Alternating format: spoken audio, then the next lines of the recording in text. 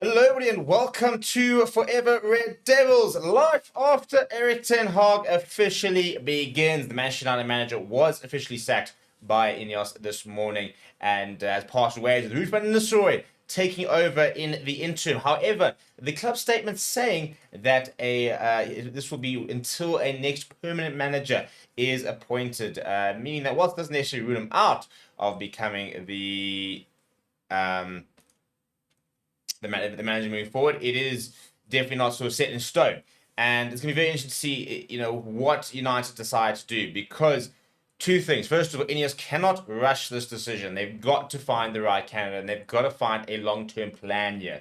And it's frustrating because you don't want to be sitting there going back to a rebuild, but we can't just go and find a manager who might be able to find us a quick sort of cup run or whatever. You've got to find someone who's going to make Manchester United European giants, win the leagues, challenge for the Champions League for the next 2 to 3 years. And that's why I think this is probably one of the biggest decisions they're going to have made. Obviously, they inherited Eric Ten Hag. Not to say that they wouldn't necessarily have appointed him. I do think at the time nobody was really looking at him and saying he shouldn't have been appointed. It was quite a good candidate. It just didn't work out. And to be fair, as we've been saying a lot, probably not entirely just his fault. I think structurally the club is very much in a mess at the moment, and interesting to see how they can adapt and how it changes certain things so that whoever the next manager is, they're in a position and within a structure that can create potential success. So we're going to be looking at the odds-on favourites and from there sort of deciding on sort of where we think the potential options could potentially be. So right now, the two leading candidates are Ruud van Nistelrooy to take over permanently, as well as Xavi Hernandez, who is currently leading the race for the next permanent manager. He's currently sitting at 3-1. Now, there's also a photo that was leaked of Xavi in his household with his son wearing a Manchester United shirt. And apparently it's supposed to be a recent photo, so we're trying to confirm what it is. But that has led to a lot of speculation that he is the front runner. Now, we did a story about this last week, talking about the fact that apparently there were talks between him and Ineos during the international break. And the fact that Ten Hag has been sacked so quickly after the international break, I think for me confirms that there have been conversations with other potential managers and that they needed to make a decision like this so that they can then line up the next permanent manager. So the top three candidates at the moment are Xavi sitting at 3-1, Ruud van Nistelrooy 5-2, and Gareth Southgate sitting with 13-2 odds to potentially take over. Thomas Frank is also sitting at a pretty good odds with 10-1. Graham Potter 12-1. Julian Nagelsmann also 13-2, similar to Gareth Southgate. And you've then got the likes of a bit of an outside shot in Ruben Amorim, who is the current manager of Sporting Lisbon, who have won the Premier League.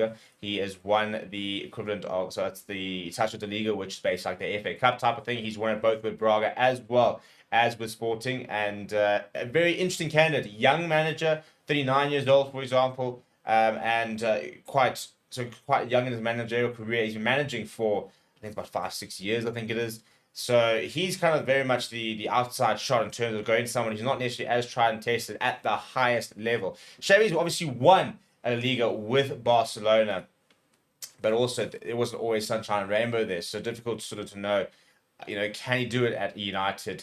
Gareth Southgate is somebody who's been long linked to Manchester United. I really hope we don't go that way. I mean, I wouldn't mind Gareth Southgate being involved in Manchester United structures. I think he's a very competent man manager. I think he's very good at understanding, what needs to be done in order to be able to get the best out of their players. But I think a lot of people will agree he doesn't play the best football, for example, and hasn't really been tested as a club manager. So it would be quite a bit of an unknown. So for me, I think, obviously the preference, I think a lot of Manchester United fans would probably love somebody like Julian Nagelsmann, who is quite unlikely given the fact that he's signed that contract with Germany to the next World Cup.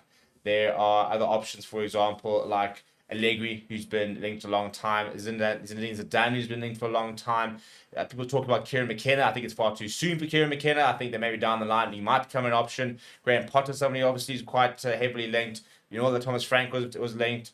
So there's options for Ineos, not one particular option I think is like completely proven world class, been there, done that is available. Your most proven managers from a club level are the kind of names that we mentioned.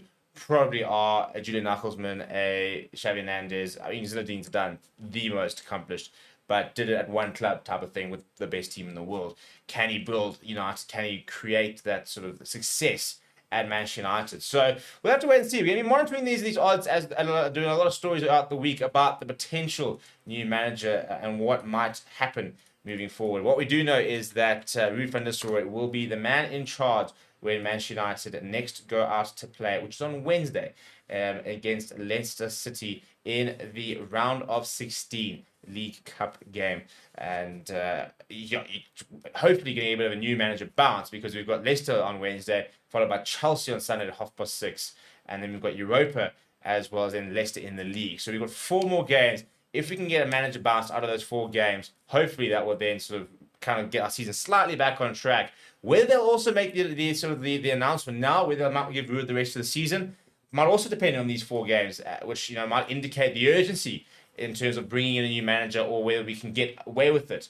So only time will tell. I want to know, what is your preference? Who do you like to see? Let me know down in the comments below. Smash a like on the video, subscribe to the channel as well, and we'll see you guys throughout the week for lots of conversations about different managers, as well as some general videos, things like potentially rating Ten Hag in amongst the other Manchester United managers. Where does he rank now that he has officially gone?